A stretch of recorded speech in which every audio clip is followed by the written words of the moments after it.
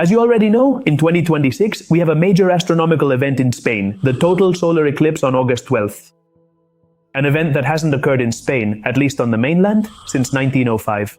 That's why, since it's such a significant event with so many aspects to consider, I'm preparing a complete series of videos where you'll discover everything you need to know to make the most of this event. In this video, we are on the 5th episode of this series. And in the previous 4 episodes, we've already talked about the historical context of this eclipse, we've seen how to choose the ideal place to observe it, and the exact phases and timings of the eclipse. And we've discussed one of the most important aspects of a total solar eclipse, safety when observing it. In this episode, I'm going to teach you everything you need to know to photograph it and capture a unique memory of such a powerful astronomical event.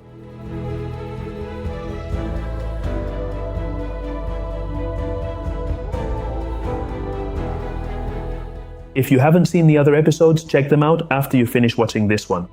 Below, in the first comment and in the description, you'll find the link to all of them. My name is Luis Miguel Azorin, and I welcome you once again to Natural Portraits.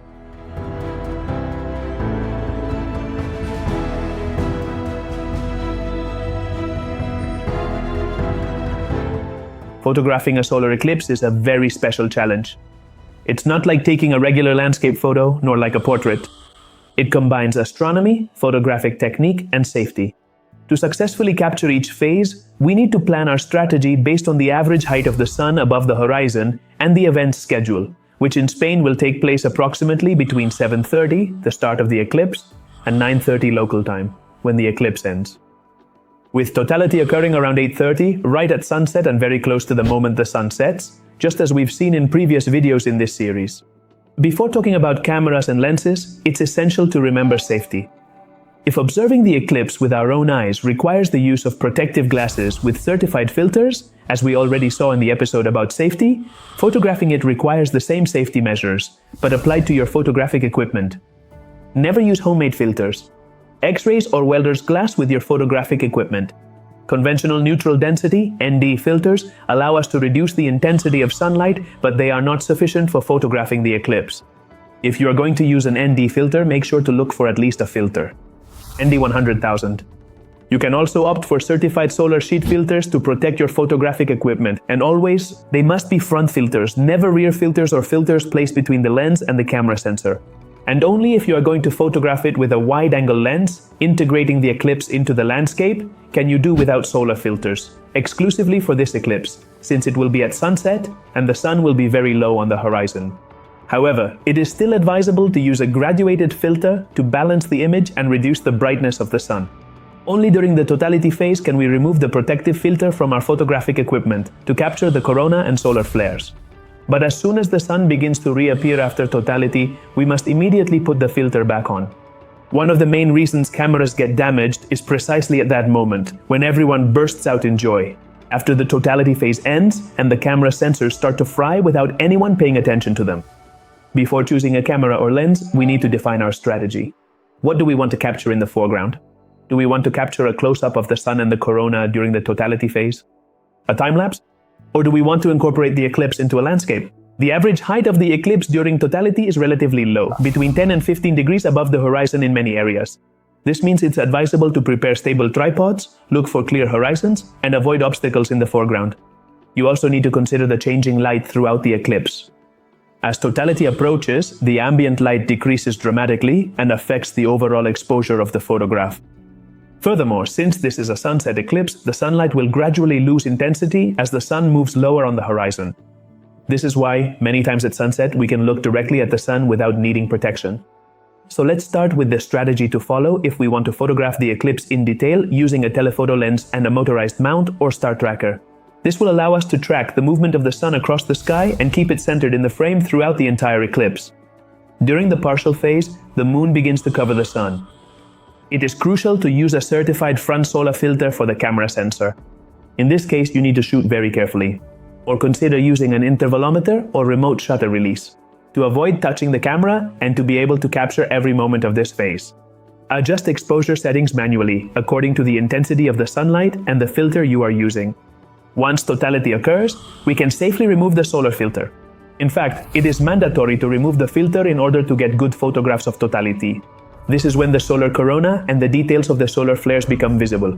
In this phase, we have to be very skilled at quickly readjusting the camera settings, exposure, ISO, and aperture to adapt to the drastic change in light between the partial phase with the filter and totality. Above all, keep in mind that the totality of this eclipse will last just over a minute, and 40 seconds at best. Additionally, it is recommended to use 3 exposure bracketing during the totality phase.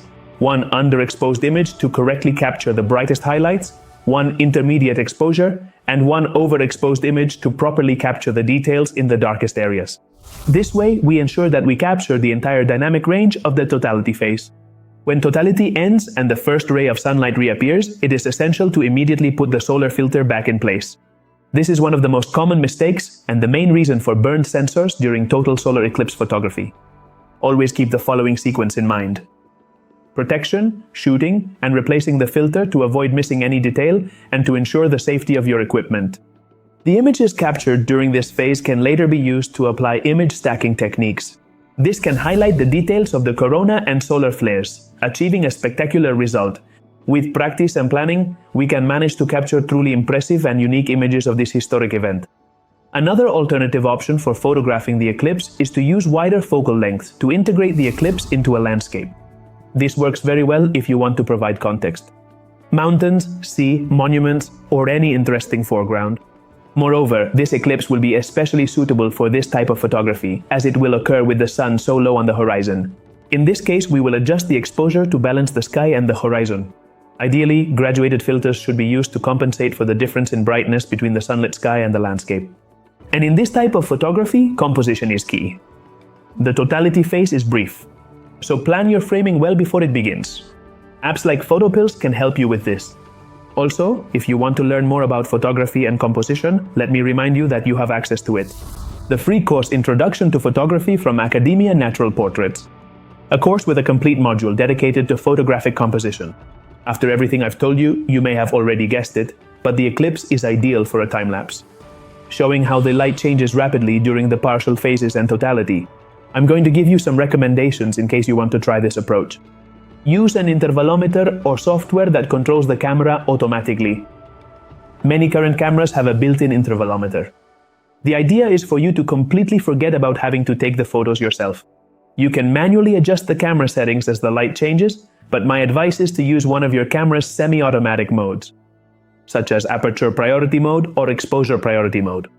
These modes will lock one of these 2 settings and allow your camera to automatically adjust the rest of the parameters according to the current lighting conditions. The result is usually some jumps in exposure levels between photos, but nowadays there are very powerful software tools that allow you to correct these errors. Don't limit yourself to just a time-lapse of the eclipse over the landscape. If you have a second camera with a telephoto lens, you can also capture a spectacular time-lapse of the partial phases of the eclipse.